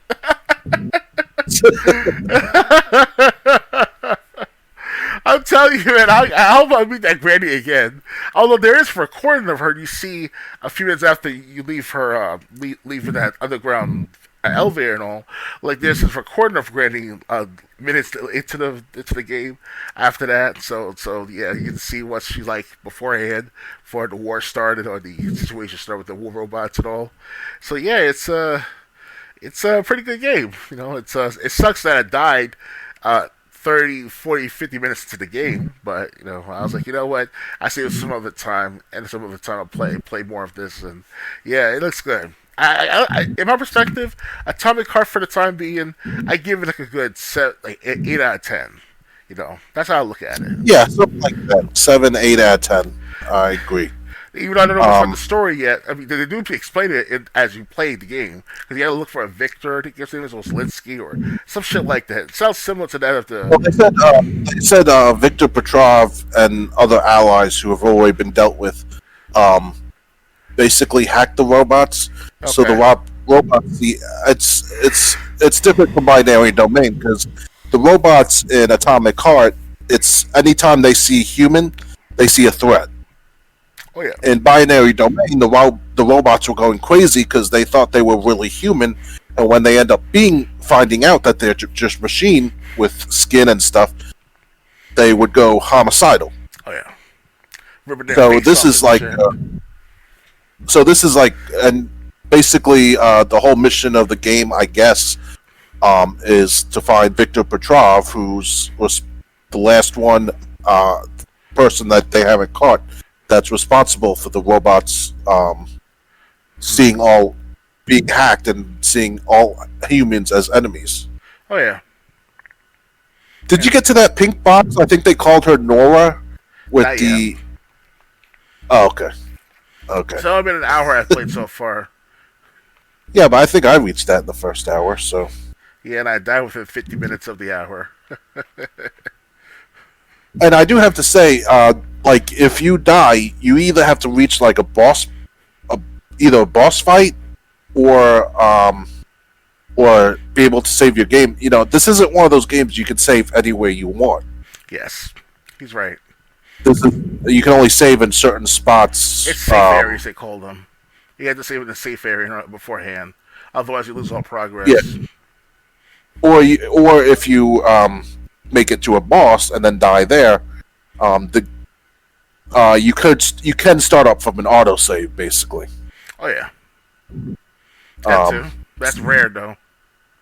Yeah, well, I mean, it's the only time I've really died is either a boss fight or like right before I got into this area with two robots. When you use that shock power, there was a room with two robots, and like I died in that room because like even if I took out one robot, the other would kill me. Okay. And then the autosave started me right outside that room, so it's like okay, I haven't lost that much progress when I died. It's just the long load times that. Yeah, I was wondering to myself, like, wait a second, this is the load time for when I die? So if I die several times over and over, I'm wasting a good 30 minutes, at least 30 seconds at a time. At least. At least, yeah. I'd say even longer. So how about the Xbox Series X and X is better, the loading time, because it's a higher processor. It's teraflops, the Xbox Series X. Maybe. I really can't imagine that, because this game is compatible with base Xbox One, so maybe the graphics is better on the Xbox Series, but yeah. I don't imagine the load times being any shorter. Again, if you played Atomic Heart on the Xbox Series, let us know. But yeah, those load times are ridiculous. Oh yeah, that's ready to move. That's the disadvantage of Atomic Heart now, for the time being. But I'll play more of it. I'll do more of gameplay recordings over the next few months, because I still have other games to choose from to play with you guys, like Resident Evil 2, Jedi Fallen Order. So we'll take our sweet time with this matter. Atomic Heart's not going to go anywhere on the Game Pass. So. Right. Yeah. So, and if it does, we'll let you know, because we keep an eye on what's going and what's coming. Yes. Ready to move on? Yeah, I'm ready. All right. Just a few more articles for tonight. All right. Next. New Resident Evil 4 trailer confirms Mercenaries mode, upcoming demo. Sony showed a new trailer for Resident Evil 4 at the most recent State of Play live stream, and it's great. Now, the trailer is below the next paragraph. I know you want to skip right into watching it, but you should. However, let me give you the quick hits. Lewis is present in way more of the game now. He's shown with Leon in the minecart section. Also, we see the minecart section. We get a brief look at the Krauser fight, more detailed views of combat, the late section of the game that goes full Call of Duty, which is and has always been good, some brief glimpses of Ashley sections, and a tease for Mercenaries. Okay, the trailer's below. There's a lot more I didn't type out because you aren't reading this, and I do not blame you. Have fun, friends. Should I play the trailer? Yeah, why not? Alright, I'll play the trailer, then I'll continue reading the article. Oh.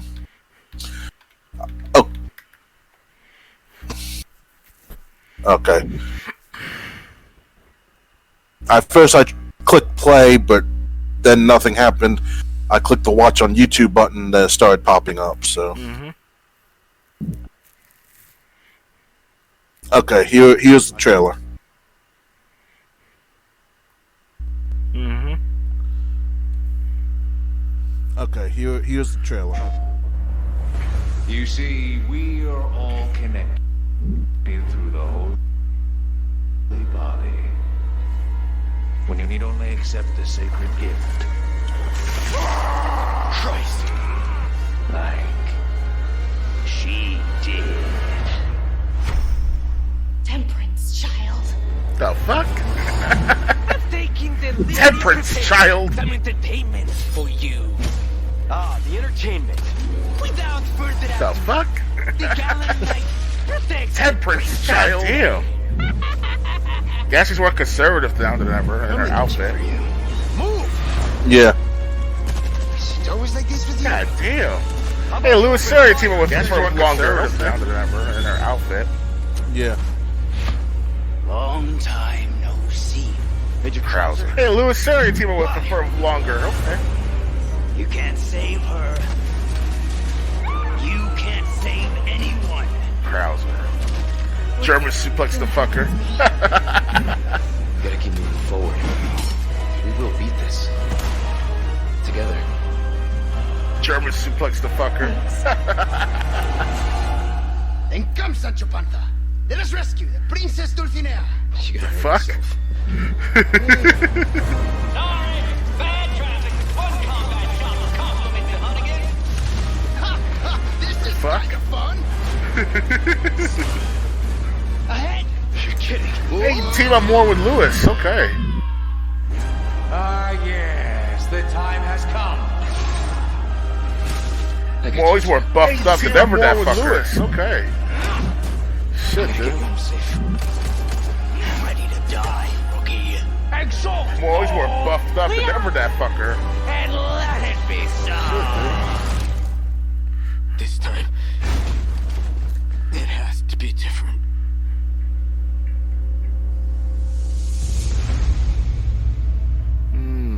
Well now, time to cause some mayhem. Okay, March pretty cool. 24th. Wow. Yeah. I think it's PlayStation exclusive for now. Timely exclusive, huh? That sucks. Maybe, yeah. Fourth. For more Resident Evil 4, check out our exclusive coverage hub. The game will be released on March 24th, as it said in the trailer. So, what'd you think of the trailer? Wow. Just by looking at the gameplay alone, you need to team more with Lewis than ever. Yeah. Because real correctly, Lewis, I'm not trying to spoil for everyone, but you only did a team with Lewis about one time so far in that game, and that's about it. That's during the horde of them surrounding the cabin, somewhere in the middle of the right before the castle area. Yeah. I'm just trying to get the next articles ready. All right, let me reload this because they got like an advertisement blocking the whole article. It's possible to read. All right, so yeah, I mean, they got a minecart section which I don't remember. I know I only made it like 6 hours in, so I didn't make it past the castle. But they do have a minecart section which I don't remember being in the original. Minecarts? Yeah, they were in the Resident Evil 4. It's just that they over elaborated it and did Resident Evil 4 remake by the looks of things. It was more realistic. So, and I don't think Ashley is that much more conservative, at least in certain parts, like the part where Leon carried her out while she seemed like unconscious. yeah. That outfit seemed to be the same as it was in the original. Well, But there are other parts where she did have more conservative outfit, which, you know. Well, if I remember correctly from the original Resident Evil 4 game, Ashley was just wearing like a no sleeve top, and she looks more attractive in that outfit. While the remake we see in the trailer, she looks more stylish. You know, she's all right in my favor. Like they're not trying to sexualize her or whatever. So that's not that bad. Well, I think she's also a character that's under 18. So Really, I thought she was 18, if not 19. I don't know. I'm just saying. I could be wrong on that, but Because if I remember correctly, I'm just saying the part of the trailer where Leon carried her out, that looked pretty close to the same outfit she wore in the original Of course, Resident Evil 4. yeah. I'm just saying. But the other parts, she was like wearing a sweater on top of it or something. Yeah, a vest, like one of those work style vests for the females, for the ladies. But if I remember correctly, at the end of the Resident Evil 4 game of the original, she said, "Hey Leah, how about we get together after all this excitement?" So that's what she said to Leah, and then Leah says thanks. So that means she's at age to, you know. Oh, okay. I was like, whoa! I didn't know they were gonna put that at the end of the game. But that's the Resident Evil 4 original, so that's those are out there who play Resident Evil 4 out of its entirety several times over, like I have. So yeah, it's not bad. Hopefully hope the remake gets better and it's more challenging. I hope the remake, I hope the remake comes to Xbox, whether or not it comes to Game Pass. Well, it should be. It probably won't come to Game Pass. But I hope it eventually comes to Xbox. Oh yeah. Ready to move on? Yeah, I'm ready. All right. Next. Amazon Prime free games for March 2023 revealed. Prime Gaming is giving away 7 free games as well as a bunch of loot next month. The next batch of free games for Amazon Prime members has been revealed. Prime Gaming's March 2023 lineup features 7 PC games, including Baldur's Gate Enhanced Edition, I Am Fish, and Adios. Once you claim the freebies, they are yours to keep forever. In addition to the free games, Prime members will be able to snag in-game loot for popular titles such as Genshin Impact and League of Legends. Prime Gaming is continuing its new release format for the free games in March. Instead of giving away every game on the first of the month, Prime Gaming is offering the lineup in waves, with new freebies going up every Thursday. Baldur's Gate Enhanced Edition is the biggest name among the March freebies. This updated version of the classic PC RPG launched in 2013, but it still holds up today. It comes with the original game and the great Tales of the Sword Coast expansion. For some laughs and possible frustration, check out I Am Fish, the successor to the notoriously difficult physics platformer I Am Bread. I Am Fish stars 4 fishies who are stranded outside of their fish tank home and embark on an arduous quest to make it to the ocean. Colorful visuals and humorous scenarios help make I Am Fish a charming adventure, but beware that it's a tricky game. Part of the fun comes from your hilarious failures. Adios is a narrative-focused game centered on a pig farmer who allows the mob to get rid of bodies at his farm. When the farmer decides he wants out of the arrangement, a hitman pays him a visit, which leads to a compelling high-stakes conversation. Meanwhile, fans of the show Peaky Blinders can experience a canonical story that takes place prior to the show in the puzzle game Peaky Blinders Mastermind. The lineup is rounded out with the serene puzzle game Faraway 3 Arctic Escape, hack-and-slash action game Book of Demons, and hidden object puzzler City Legends, Trapping in Mirror Collector's Edition. You can play even more freebies in March via the Prime Gaming channel on Amazon's Luna streaming service. 3 games will be available to stream throughout the month: Mega Man 11, Sail Forth, and Get Packed Couch Chaos. Unlike the other freebies, you can only play these 3 games in March. The Prime Gaming channel offers members a chance to try Amazon's Luna game streaming service. If it works well for you, you should take a look at the wider Luna library that's available to Luna Plus subscribers for $10 a month. 2 new games are being added to the library in March: Guacamelee 2 and Citizen Sleeper. New Luna Plus users can get a 7-day free trial. Along with the free games, Amazon Prime subscribers can snag in free in-game content for a variety of popular games, including Valorant, Genshin Impact, Grand Theft Auto Online, and Rainbow Six Siege. If you're not an Amazon Prime member, new subscribers can get a free 30-day trial. You can keep all of the free games and content even if you don't wind up paying for a subscription. So, do any of these games interest you? I'll read them again. Baldur's Gate Enhanced Edition, Adios, I Am Fish, Faraway 3 Arctic Escape, Book of Demons, Peaky Blinders Mastermind, and City of Legends Trapping in Mirror. Wow. They all stand out to me. Maybe Baldur's Gate, maybe. Yeah. Maybe Baldur's Gate, I'm not sure, because when it comes to Amazon Prime's video game section, I forgot what's it called exactly. I actually, It's a program that and it's called Amazon. No, it's called that's called Galaxy. Never mind. So Amazon Prime games, I downloaded them many weeks ago, and they have games like King of Fighters and other arcade games, things that matter. So I got them for free because I have Prime. So I'll play with them whenever I have the opportunity to do so. But they don't stand out really as far as like new games altogether, unless if they actually create new IPs, like you mentioned just now. I Am Fish, I Am Bread. I don't know, man. It's something I might want to play if I really have extra free time on my hands. But other than that, I don't think I'm not gonna play them anytime soon. So I'll stick with the King of Fighters free games they gave me the other week or two. I don't have Amazon Prime, but I do agree with Dr. Games 101. Other than maybe Baldur's Gate and maybe I Am Fish, although I'm not totally sold on that. Most of the games I've heard about in this article do not interest me. And this is another subscription service that costs $10 a month. So, yeah, this is not. None of these games interest me. Oh yeah. Anything else to add, or ready to move on? I want to say, though, guys, that if you have to really save a lot of money on shipping at time, go and try to get the Amazon Prime for a few months and see how it is. And in the meantime, you can collect all the games you want.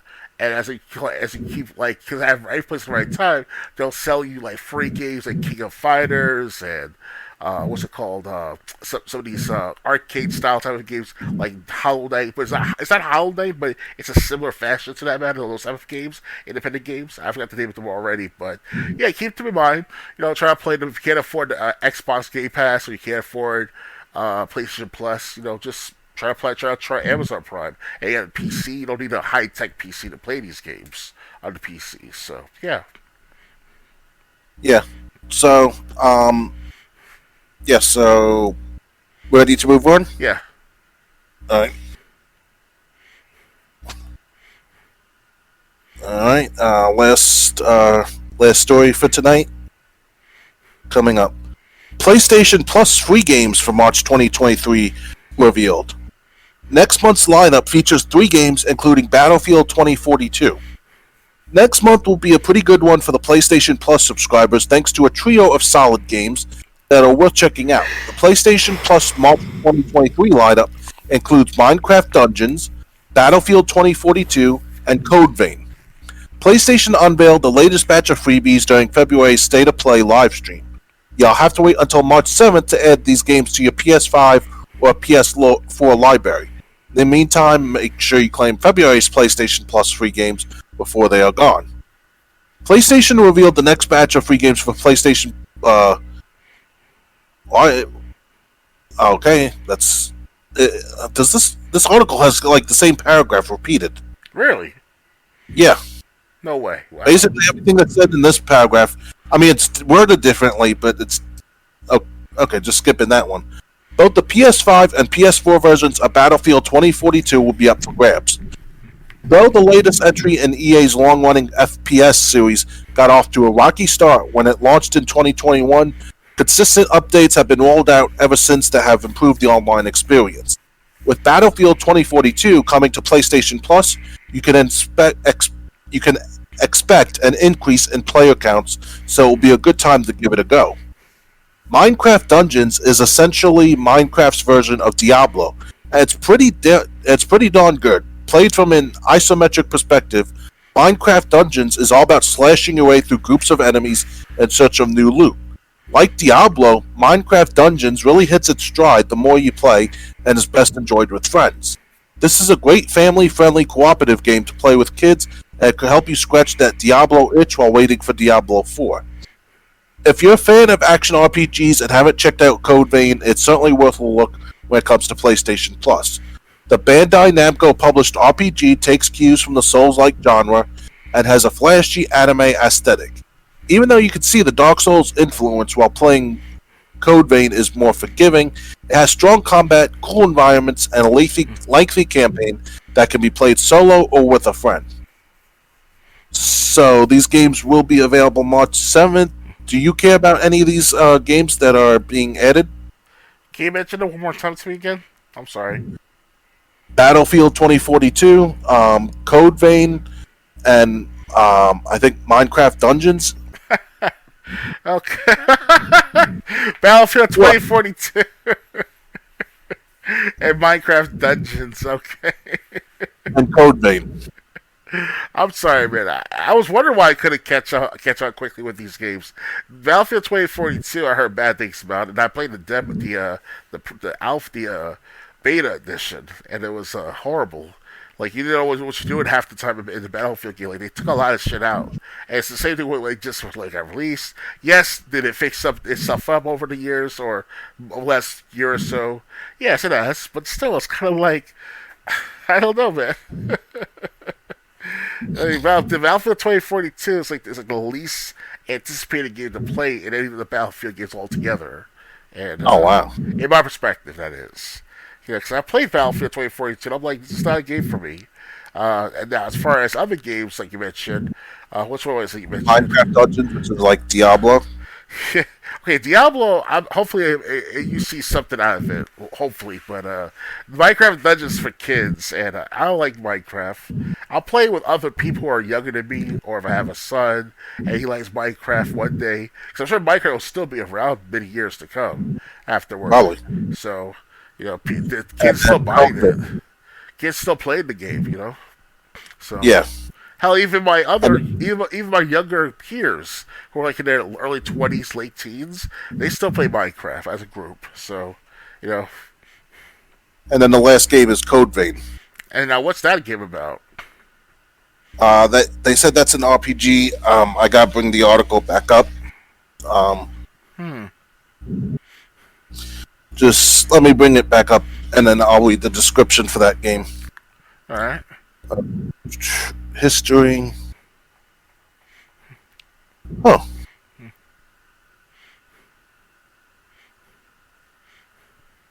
Wait a minute. Okay, so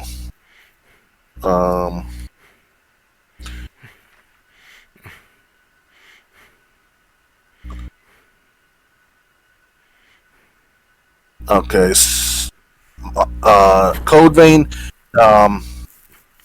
It's an RPG, takes cues from the Souls-like genre, and has a flashy anime aesthetic.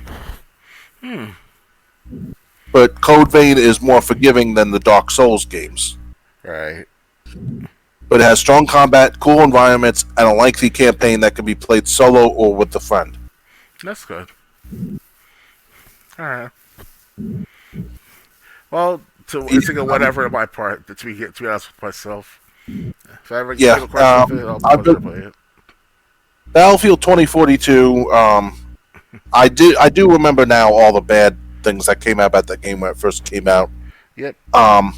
They did fix this stuff up, I hear, but that's about it. It's like it's too late now. This damaged goods, It's like Halo Infinite. Yeah, Minecraft Dungeons I don't care about. Code Vein. It seems like it'll be a Dark Souls game, but it'll be more colorful, more flashy. And like I said, it's more forgiving. So if you like an easier Dark Souls game, maybe Code Vein is for you. Oh yeah. Yeah, none of these games really I care about either. But that's it. That's all the news we have tonight. So I hope you enjoyed this. This was the Let's Discuss Gaming podcast. Our next podcast will be on March 11th, starting at 9 p.m. Eastern. Before we go, anything you'd like to promote? I just wanted to let you guys know that I'll play more Atomic Heart over the next few weeks to a couple months. Right now, I'm trying to focus on other games and projects, stuff like that. I'll try to make another Apex Legends montage sometime next month, very early next month, hopefully. No later than that, and see for yourself how much I gained in skills since the first montage. And the second montage was much better than the first montage. So be on the lookout for the third montage of Apex Legends. So that's all I had to say. Okay, as for me, I obviously won't be on Twitch again until Tuesday. I don't know what game I'll be streaming Tuesday and Wednesday. Thursday will be Total Extreme Wrestling 2020 As always, I will admit something here though. I did talk about a bigger expense coming in the near future. What I'm doing is I'm rebuilding and relaunching a website for my video game store. This is going to have a code vault section for like passwords for video games, old and new. It's going to have reviews, which I'm going to start getting into writing reviews again. And basically, when it does launch, it'll be in the about section of my Twitch profile. I'm going to take the Bonanza link away and put my website link there.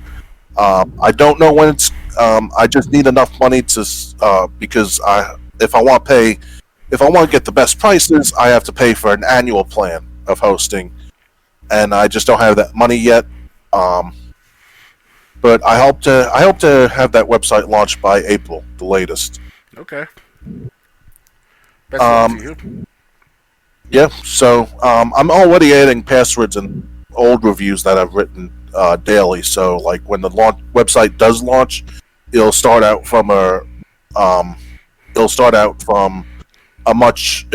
with much more content than when I launched it back in 2017.